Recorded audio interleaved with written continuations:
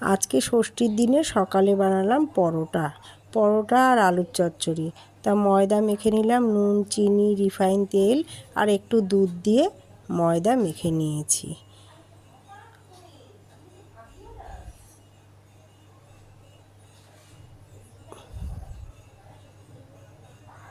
আর এদিকে কর্নফ্লাওয়ার আর একটু রিফাইন তেল আলাদা একটা ঘন ব্যাটার করে রেখে দিয়েছিলাম। এবার বেলে নিচ্ছি, যেরকম সাধারণ বেলে ওই রকমই বেলেছি। বেলে রুটিটা বেলে তারপরে কি করেছি, ওই কর্নফ্লাওয়ার আর ওই যে ব্যাটারটা ছিল ওটা ভালো করে মাখিয়ে নিয়েছি। মাখিয়ে তারপরে পরোটা 3 কোনা পরোটার মতন ভাঁজ করে আবার তার উপরে আমি ওই দিয়েছি, ব্যাটারটা দিয়ে এবার 3 কোনা বেলে নিয়েছি। বেলে এবার আস্তে আস্তে ভেজে নেব।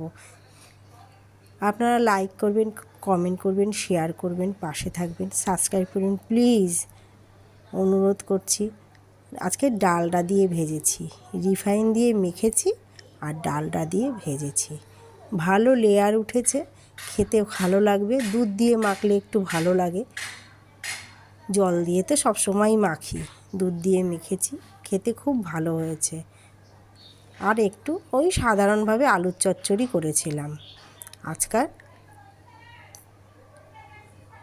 ধন্যবাদ।